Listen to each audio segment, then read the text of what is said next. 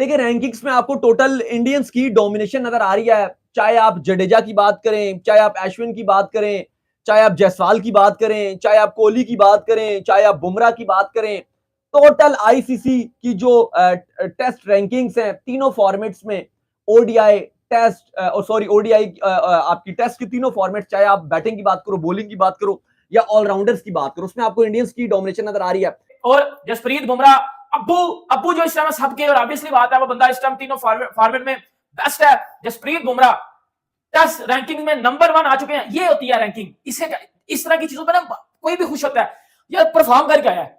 बात करते हैं भाई जसप्रीत बुमराह, और मैं तो शुरू से बोलता हूं कि भाई ये बंदा कंप्लीट बॉलर है। ये बंदा कोई नंबर 1 टेस्ट बॉलर, नंबर 1 ये तो हो गया ना, ये तो वापसी अगेन आए। एक होता है कि भाई किसी को बीट करके आना, भाई साहब अपने ही देश के बॉलर नहीं, अपनी ही जगह पर दोबारा आए, और इनकी जगह पे अश्विन बैठा हुआ था। तो ये तो यार इंडियन टीम में चल रहा है यार, अभी 2 महीने तो हो गए, फिर 2 महीने में आ जाऊंगा, फिर 2 महीने बाद तू आ जाओ, फिर 2 महीने बाद मैं आ जाऊंगा। और भाई जसप्रीत बुमराह की अगर बात की जाए तो देखो रैंकिंग तो शुरू से, और यहाँ आपको मैं बता दूं कि इस रैंकिंग में इंडियन क्रिकेटर्स का राज है। चाहे बैटर्स हो, बॉलर्स हो, या इवन ऑलराउंडर्स की रैंकिंग में इंडियन प्लेयर्स ही छाए हुए हैं।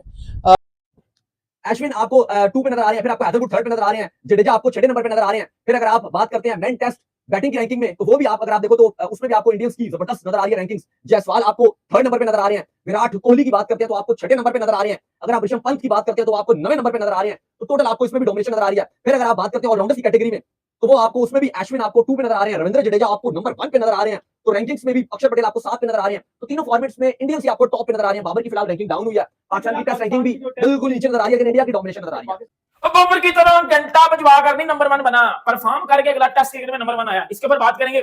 और जो सबसे बड़ी बात है, मेन बात है, WTC पॉइंट्स टेबल। आपको पता है कि इंडियन टीम तीसरा फाइनल लगभग खेल गई है, मतलब खेल गई है।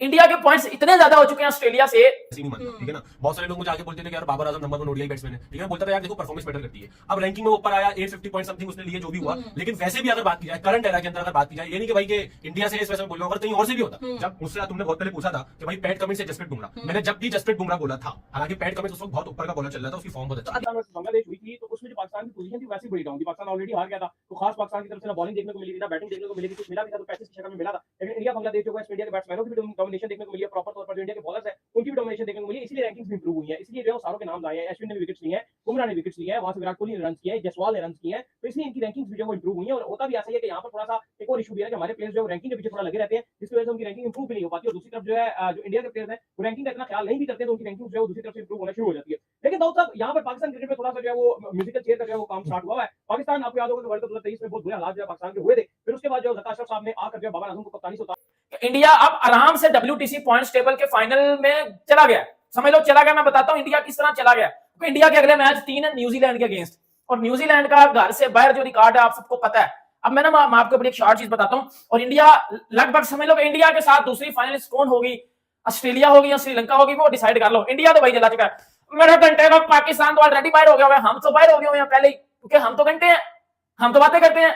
देखो अभी भी मैं बात करूं, करंट एरा में देखा जाए T20 फॉर्मेट हो या ओडीआई फॉर्मेट हो या फिर टेस्ट फॉर्मेट हो, लेकिन जो लास्ट T20 वर्ल्ड कप गया है उसमें पैट कमिंस 2 दफा हैट्रिक बिल्कुल हो गया। देखो हैट्रिक, देखो अब हैट्रिक करना, और इसका मतलब ये नहीं है कि वो पैट कमिंस जसप्रीत बुमराह से ऊपर हो गया, या अगर जसप्रीत बुमराह ने हैट्रिक कर ली तो वो नंबर 1 बॉलर बन गया। देखो एक होता है कंप्लीट बॉलर। कंप्लीट बॉलर की मीनिंग ये होती है कि भाई वो हर फॉर्मेट को अपने हिसाब से स्पेल करना जानता है, ठीक है। इस सिचुएशन में क्या बॉल डालनी है, हर बॉलर की होती है, की बॉलिंग होती है। शुरुआत करते हैं बॉलिंग से, क्योंकि हमने अपने बड़ों से और फॉर्मर क्रिकेटर्स से हमेशा यही सुना है कि लिमिटेड क्रिकेट में अगर आपकी बैटिंग स्ट्रांग है तो आपके लिए जीत आसान होती है, लेकिन तवील फॉर्मेट क्रिकेट में आपकी बॉलिंग में दम होना जरूरी है।